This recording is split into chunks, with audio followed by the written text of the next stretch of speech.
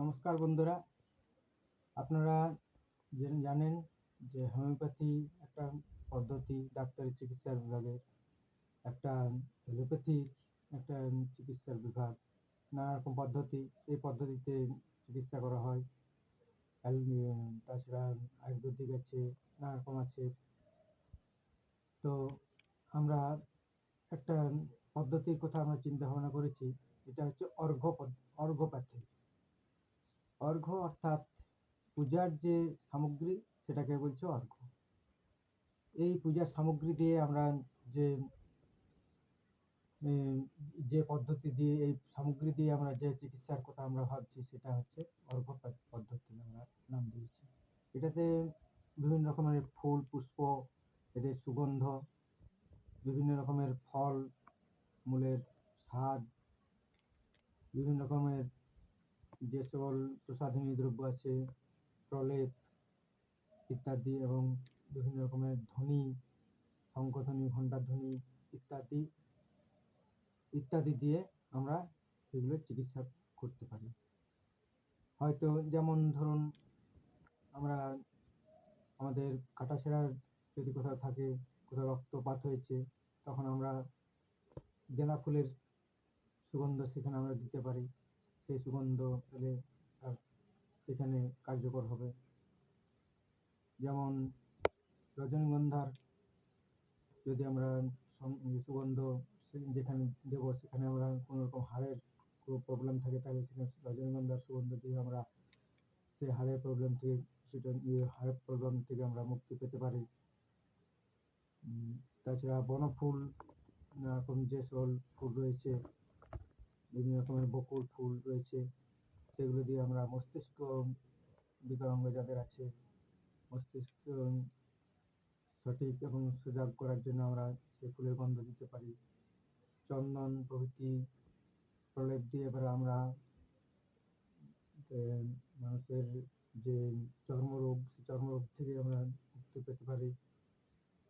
শঙ্খধ্বনি বা ঘণ্টাধ্বনি এগুলো দিয়ে পরেও আমরা অনেক রকম উপকার পেতে পারি, অনেক রকমের চিকিৎসা হতে পারে।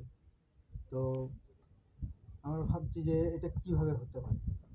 দেখুন, যদি একটা গাছ আছে, একটা গাছে একই মাটিতে একটা গাছে আমরা পাচ্ছি, হয়তো কলা গাছে আমরা পাচ্ছি আয়রন, বা সেই মাটিতে সেই জায়গাতে আমরা হয়তো অন্য গাছ লাগাচ্ছি, সেখানে আমরা হয়তো সেখানে আয়রন পাচ্ছি না, হয়তো ফসফরাস পাচ্ছি। কোনো গাছ আবার অন্য গাছ আছে, সেই গাছে হয়তো আমরা ক্যালসিয়াম পাচ্ছি।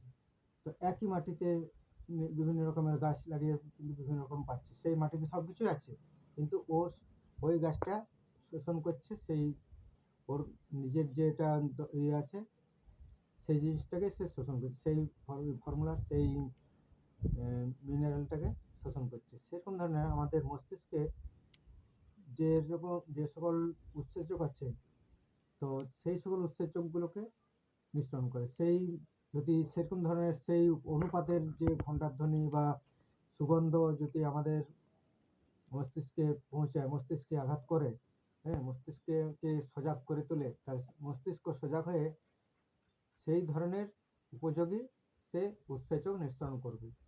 মস্তিষ্কের মধ্যে আমাদের শরীরের মধ্যে সব রকমই উৎসেচক আছে। কোনটাতে কাটাছেঁড়া থেকে রক্ষা করার জন্য উৎসেচক আছে, কোনটা আরো কিছু যে সকল আছে বিভিন্ন রকমের রোগের জন্য আমাদের উৎসেচক সৃষ্টি করে। পাতলা পায়খানার জন্য একরকম উৎসেচক সৃষ্টি করবে, ব্যথার জন্য একরকম উৎসেচক মিশ্রণ করবে। তো মস্তিষ্ক যদি আমাদের আঘাত পায়, মস্তিষ্ক যদি জানতে পারে যে আমাকে এই উৎসেচকটা প্রদান করতে হবে, মস্তিষ্ক তখন সেই সিগন্যাল দিয়ে দেবে। সেই গ্রন্থি গিয়ে আমাদের ওই উৎসেচকটাকে নিঃসরণ করবে, এবং সেই উৎসেচক দিয়ে আমাদের সেই অনুপাতে রোগটাকে সে সারিয়ে তুলবার চেষ্টা করবে। তাই আমরা এটাকে নাম দিয়েছি অর্ঘ্যপ্যাথি। তো দেখুন, আপনারাও কমেন্টে জানান এই পদ্ধতির মারফতে আপনারাও কিছু উপকার পাচ্ছেন কিনা। তাহলে জানবো যে এই পদ্ধতিটা সত্যি অর্ঘ্যপ্যাথি নামে একটা নতুন একটা পদ্ধতি শুরু হবে। তাই আমি ভাবনা চিন্তা আপনাদের কাছে আমি শেয়ার করলাম। নমস্কার।